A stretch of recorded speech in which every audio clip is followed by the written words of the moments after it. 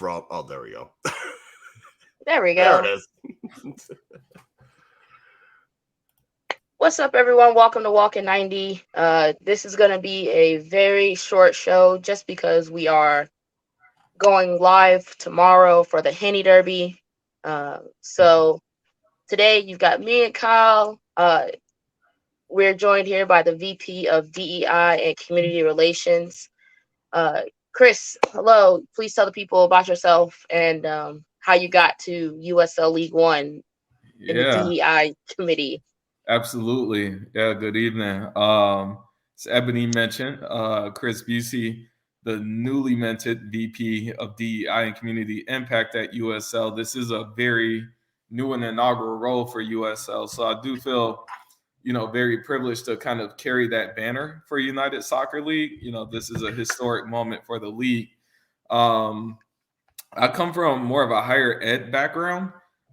Before joining United Soccer League, I was actually a tenured associate professor at the University of Florida, where I was conducting research, building community liaison programs, as well as curricular avenues for undergraduate students, especially a lot of student athletes, as well as graduate students who were interested in studying issues of culture, intercultural communication, racial inequality, and racial equity. I know that may sound a bit disjointed from soccer, right? So it's like, what does this have to do with USL League One? How did you end up in this job? I've been a soccer coach for over a decade now. I actually coached a former USL League One player who played for both Richmond Kickers and Fort Madison. So just a little known fact there. I don't even think most people in the office know that. So and now they do. Now they do. But yeah, I've always had one foot in the soccer industry, either as a coach, as a member of United Soccer Coaches, more recently becoming more and more active with the United Soccer Coaches Black Coaches Advocacy Group. And I also had my own LLC where I was doing research around sports with high barriers of entry, one of them being soccer, right? Looking at the economic and racial and geographic barriers that prevent certain groups from participating in club soccer, as well as other sports. And so that's kind of how I ended up in USL League One in a very roundabout way. I can go deeper into detail if you want, but I think that's a little bit more concise. Yeah, I was actually going to say, you kind of touched on it. Like, what made this role at USL so appealing to you? What kind of made you kind of take that shift over from higher ed to kind of this, I guess more or less like sports league? Right. Yeah. So for me, this was about synergy more than anything. I received my PhD at a relatively young age, and being a professor for over a decade, to be honest, it just got a little boring at some point. So I needed a shift. And also I meant just the dynamics of higher education, especially post-COVID-19. It just left me wanting more, right? Wanting to try something new and really kind of jump into my purpose a little bit more and finding more meaning and value and joy in what I do. And at the end of the day, I'm a soccer head. I want to see this sport improve and get better in this country, not just in terms of the product that we put on the field. I think we all want to see us improve in that regard. But I want to see our coaching staffs be more diverse. I want to see our senior executive and our front office staff be more diverse and inclusive and welcoming of all populations in this country. And so I saw this as a real synergistic opportunity to marry my research and, teaching background with soccer. It made sense. So you said you're very new to the role, 2.5 months.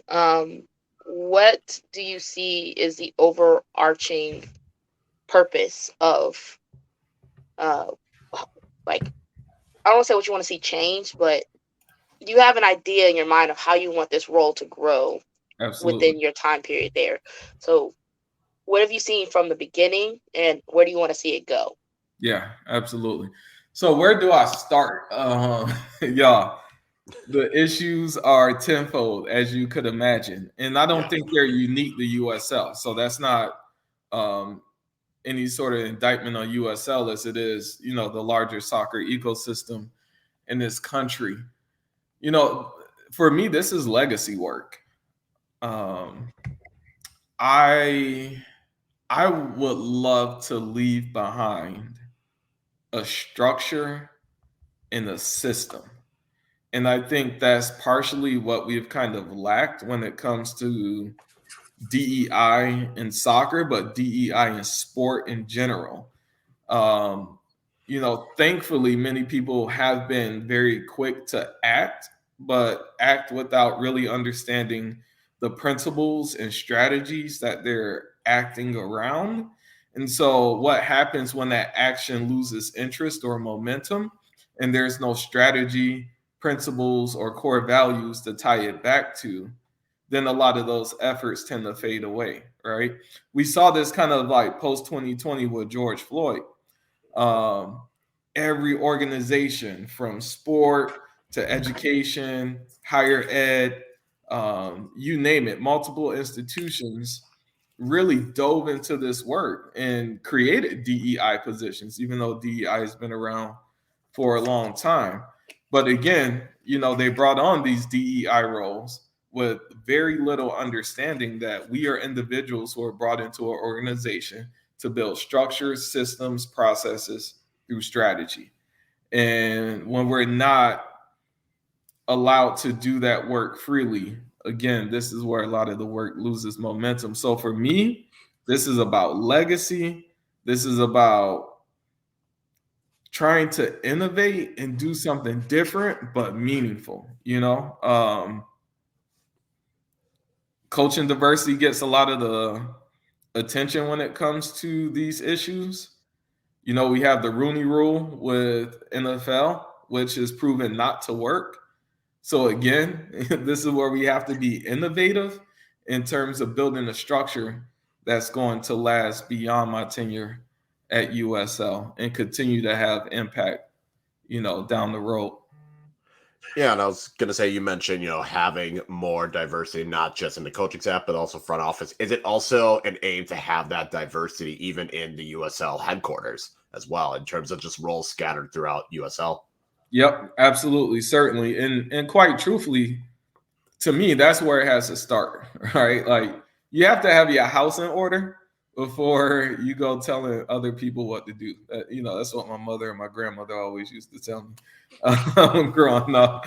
I kind of follow that very same ethos, at USL HQ. Our HR team has done an excellent job in really trying to push these initiatives. With me coming on board, the next steps to figure out how can we work in a more collaborative, effort to bring about the change that we want to see in the headquarters. You also have the title of like community initiative. Yeah. How does DEI fit into that role? That I would say is not so much a challenge, but this is where we have to be like very creative, right? In terms of thinking about DEI from the corporate standpoint, which is like the headquarters, diversifying our hiring practices. That's a very, I think, general HQ corporate kind of approach to DEI. But then when you look at the community front, when you look at USL in particular and the communities that we're in, we are in markets that serve very diverse populations. And it is incumbent and imperative for our clubs to create an environment that is welcoming and inclusive. Now, what does that mean? That means for anybody who steps foot in that stadium, they should feel psychologically safe to come on that pitch and play right, in the most liberated manner possible. And every fan should feel free, regardless of racial, ethnic, gender, sexuality, citizenship, language. Every fan and stakeholder who walks foot into that stadium should be able to find a place for themselves in that stadium. As we know, soccer hasn't always done a good job of that. Um, and that's just the harsh truth that we have to face in this country. And if we don't acknowledge that, then we're not going to bring the change that's necessary. So when we start to talk DEI and community impact, is really about helping our clubs understand that we represent and embody a community, right? One, and then two, more often than not, the community has already done the heavy lifting for us, right? Like these aren't newly formed cities that clubs are establishing themselves in. These are cities that have their very unique histories, their narratives of struggle, their narratives of progress, and it's up for the clubs to come in and really try to understand that community history that's been created long before the club was even thought of.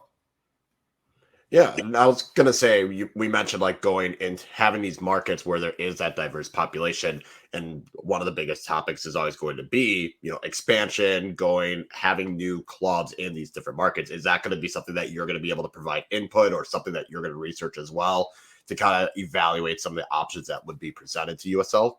Yep, absolutely. So one very unique as well as tiring thing about my role is that my role cuts across every single function of the organization, from expansion to onboarding to sporting operations, like you name it, right? So my days, y'all, are long. Um, Long but productive. On the expansion front, where I'm really going to be working closely with the expansion team, is to really help us to think about, and this is where the DEI and community impact part comes in. Who is the fan that we are appealing to? Like when a club decides that we want to establish a footprint in this community, right? We have to be mindful of what that community looks like, right? As well as ensuring that we are being inclusive and kind of charting a path for how we want to build a fan-centric product. Again, not all the time do clubs in the expansion process, and again, I'm not just talking USL, I'm talking across the United States. How often do we think about the fan who comes from a racial or ethnically or linguistically diverse background, right? How often do we think about neurodivergence and physical abilities when we're building and constructing a brand new stadium?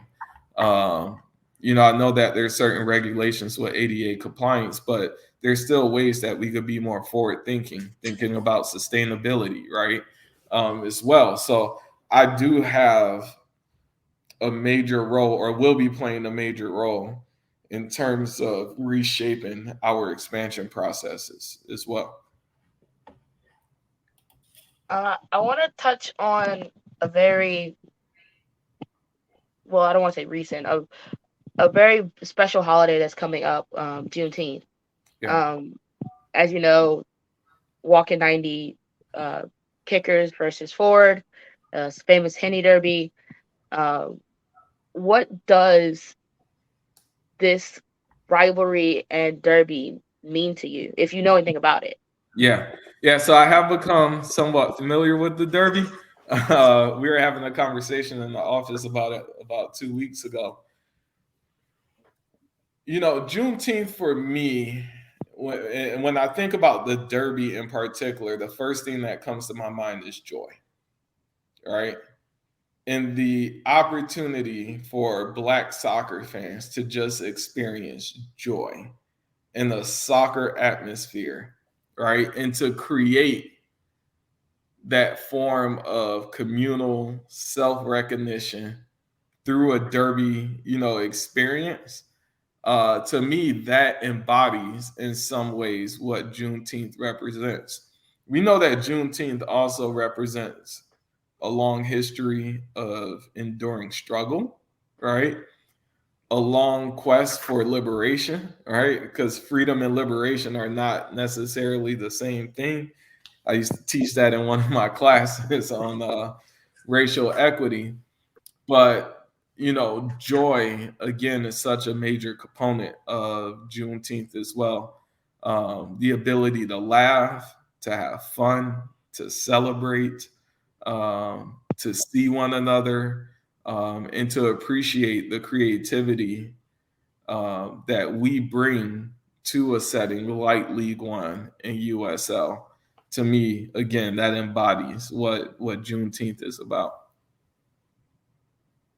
Yeah, that was gonna say, touching on, expanding with Juneteenth, also it being Pride Month. So, you have a lot of these clubs that are trying to have these Pride Month initiatives, and the league's trying to do that. And what would you say is like the best way to go about, supporting, Pride Month and Juneteenth, like making sure, because obviously there's going to be supporters and fans and people that have that both be such a significance to them. So what do you think is kind of like the importance of trying to make sure that, yes, we still have Juneteenth, we also have Pride, but we can't, like, not having it just be one or the other. Yeah, they're not mutually exclusive, right? And I don't know if we're fully there yet as a country in terms of truly understanding intersectionality, right? The ways that gender, race, and sexuality meet at a particular intersection, right? And it's not additive. It's not gender plus race plus sexuality. It's a confluence, right, of the three plus other social identities that become layered into that equation. I'm citing Kimberly Crenshaw here, who kind of coined the term back in 1988. Again, as a country, I don't think we're fully there yet in understanding what intersectionality is and how it shapes people's experiences, right? And also understanding how,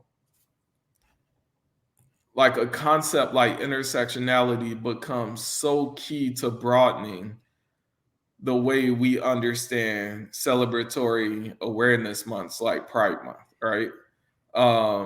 One conversation I was having with a recent organization, actually in Richmond, Black Pride RVA, I was talking with one of the co-founders about this very thing. When we think pride, there's a typical, white American thrust to the imagery that is associated with Pride Month, and just what LGBTQ issues and advocacy at large, and the issues that Black queer women, Black trans women have to face in this country, and not only in this country, but abroad. You look at Brazil, you look at Colombia, as well as the US, and you just kind of trace statistics, and you'll see that Black trans women are some of the most vulnerable populations in the Americas to homicide and violence. That's actual proven statistic through research. But again, if we're not thinking about these things through an intersectional lens, we miss that point. And, I think Juneteenth and Pride Month do provide us with an opportunity to at least start to engage that conversation and broaden our scope on these issues. Y'all got me teaching tonight a little bit. Kind of going back to it'll get a little bit more lighthearted and fun. Going back to like Kimberly Crenshaw, Audre Lorde. You spoke about like expansion and being in the community, and you touched on intersectionality.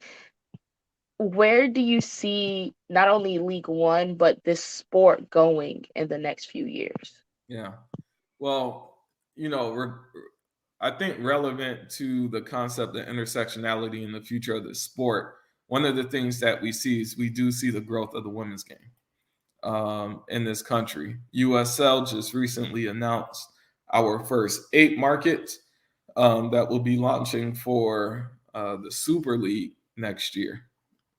And when we start to talk about creating opportunity for more women to play this game at the professional level in this country, what also comes with it are more opportunities to coach this game, right?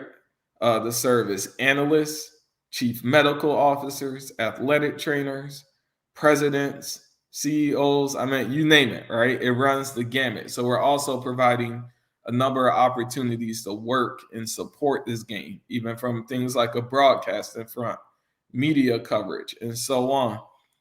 When I think about intersectionality and the future direction of this game, I will continue to say it loudly.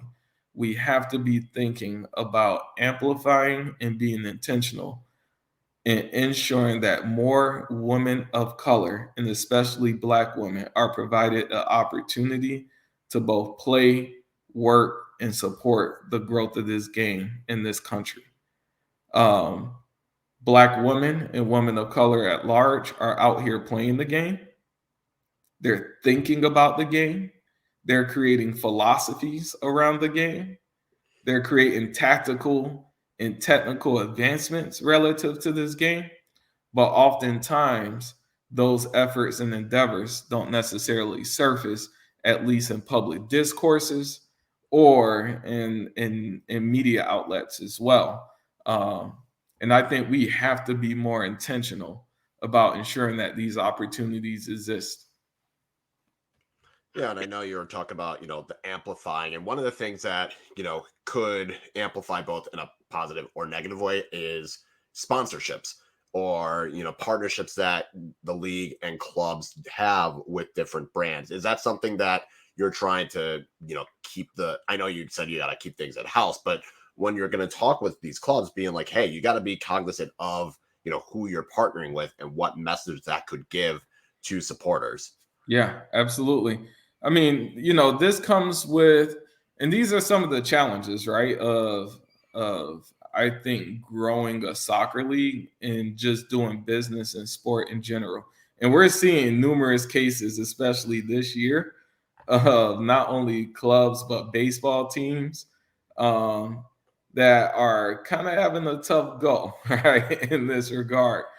I think for myself, in my role in assisting clubs in building out, kind of their community identity, I always start with what are your values and what are your principles?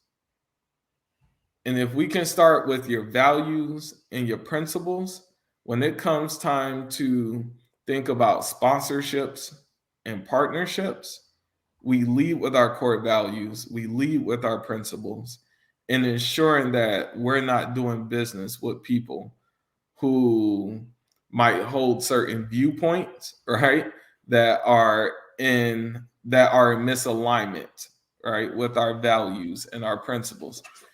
That requires some hard introspective work for a lot of leaders across this country who run sport franchises to not just think bottom line in terms of sacrificing who's in that locker room, right? Or who's walking through that office and who may hold a different identity than us and a different life experience. So these are all things that we have to take into consideration.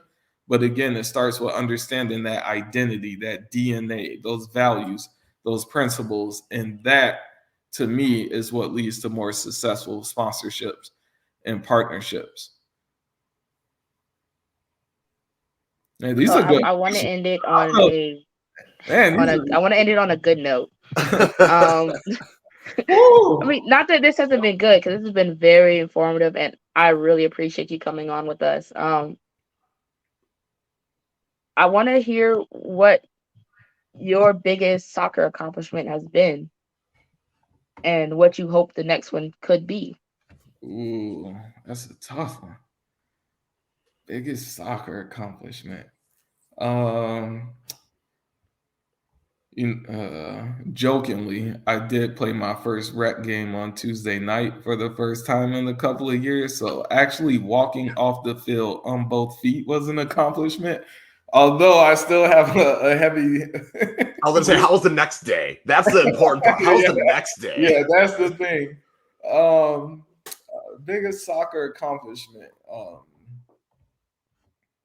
Man, that's such a good question.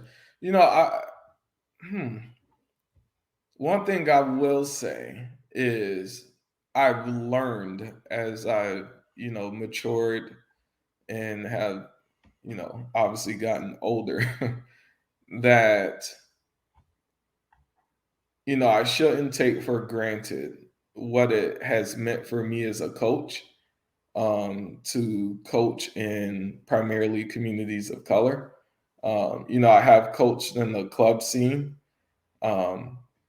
But this is where I kind of refuse to neglect local schools, which I know is kind of like not popular to coach, high school and middle school anymore because it's all about the club and travel game.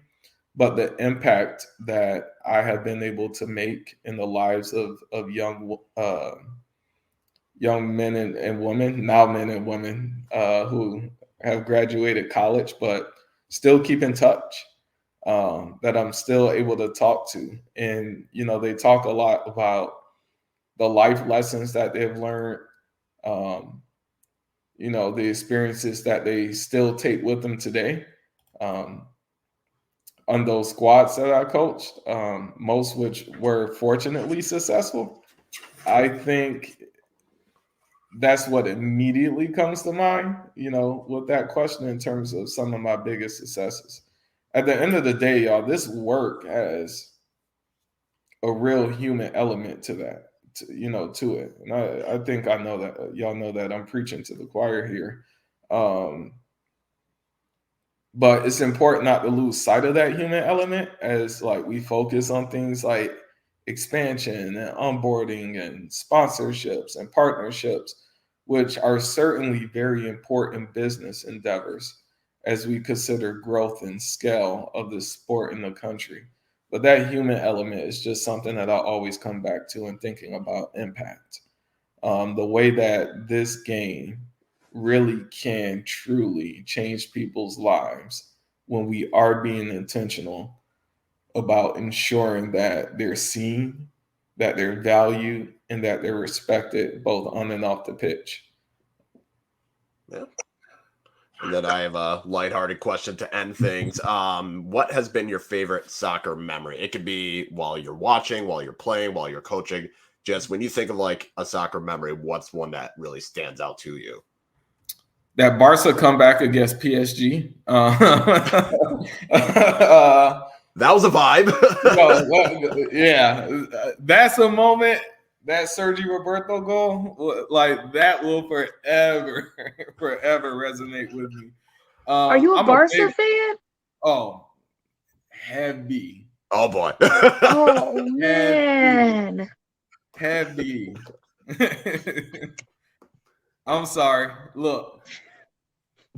It's all right. We do not judge that much. There are worse things you could have said.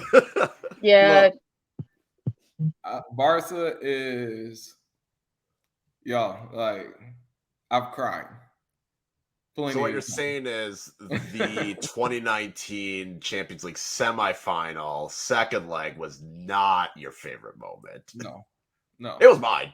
No. He's a oh god. No. I was gonna say I had fun with that one. No, not that, not the 8-2. No, none of it. No. I did go to Iniesta's last match. Oh. In Barcelona. I taught in Spain for a little bit as well, and I was a visiting professor at the Autonomous University of Barcelona for a little bit. And so that also gave me an experience, like a real direct kind of hands-on experience with the club. But that, again, that comeback against PSG, I distinctly remember where I was, like in my living room. Yeah. Losing my mind when Sergio Roberto scored that goal. But NES's last match was like emotional, y'all. Like I was in the stadium legit crying.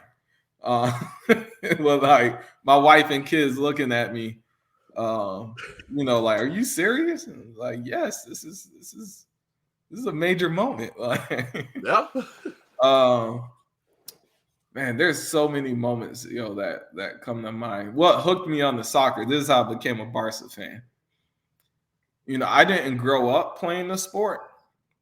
I was always interested in the sport. And fortunately, I've lived in communities that have been diasporic in nature, especially like Black diaspora. And so all my Haitian and Jamaican friends played soccer, right? Mm-hmm. But I never had access to it. I had childhood leukemia, for 5 years, which kind of prevented me from playing youth sports for a while. But it just wasn't around. So I grew up watching like the Dream Team, NBA, obviously NFL. 94, 98, and especially the 2002 World Cup, those Brazil teams, that's what hooked me. Like when I saw a group of Black dudes playing soccer that resembled the way that I saw the Dream Team play basketball, it was a wrap. It was a done deal. And then from there, I just kind of followed those players as they made their way into the Barcelona legacy. So that's how I ended up becoming a Barca fan. So it was pre-Messi actually. So I'm not like a bandwagon jump on Barca fan. Like I was rocking with Barca when Marquez was their center back. Deco, those that is a throwback. That's throwback. Yeah. No, that's good. I was gonna say, I feel like that 2002 Brazil team really I feel like the 2002 World Cup just left a lasting impression for a lot of people. Yeah. That World Cup, that was Tokyo? Yeah, Japan and South Korea. Yeah. So I remember that was my freshman year of college, and a group of us would just like wake up mad early and go down to the common area where they had the big screen TV, the old school big screen TVs that had the big back on them. Had one of those in our basement for our family. Yep. And we would just congregate, in the common area and watch it. So I distinctly remember that World Cup too. Is like a real bonding moment too. And I think that was like, if there's a hook, that's what kind of set the hook for me. Awesome. Chris, I appreciate you coming on so much. This was so informative and felt like an old school kickback. Thank you. I'm excited to see the work you do for USL League One and USL in general. Do you have anywhere that you're sorry?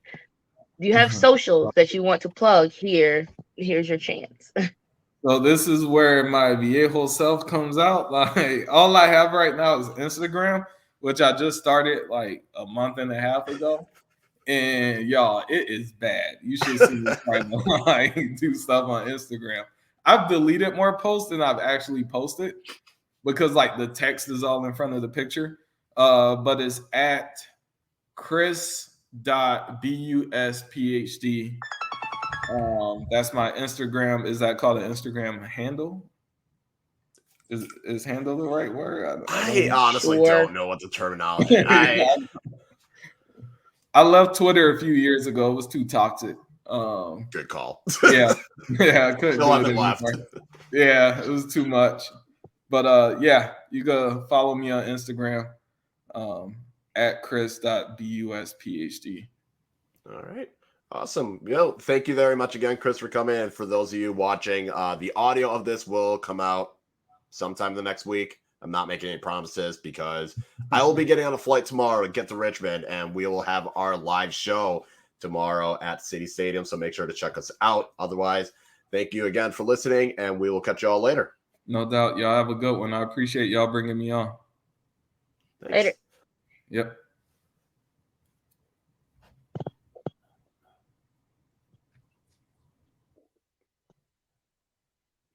Kyle. It's still Sorry, saying I'm live. waiting for this to load because my computer's trash. Okay, yeah, because I was like, yeah, it's still saying live. It still says live. You're correct. Yeah. You know, StreamYard hates my computer. The I'm behind excited the for tomorrow, though. scenes. We're getting the behind the scenes look now. Yeah, I am gotta excited finish for that, dude. tomorrow. It's gonna be a great time. Yeah, I am packed, more or less. I did not. I still have to do that. I'm the worst person when it comes to travel. I pack the night before or the day of. Well, because the thing is, I have to drop the kids off at daycare, and then I'm going straight down to Midway in Chicago because my flight leaves at like 11:30. So